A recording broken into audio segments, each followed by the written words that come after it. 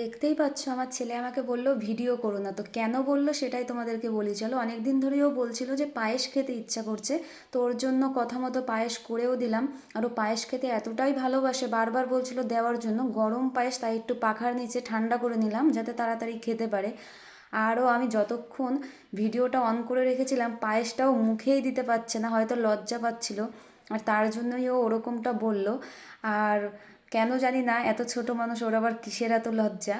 তো যাই হোক, পায়েসটা খেয়ে ও কি কি বললো একটু শোনো, আমি তো পুরো অবাক হয়ে গেছি, তাই তোমাদের সাথে একটু শেয়ার করলাম। খেতে কেমন হয়েছে?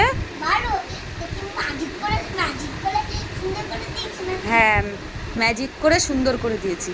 অনেক সুন্দর হয়েছে খেতে। কি এর ভিতরে? ভালোবাসা।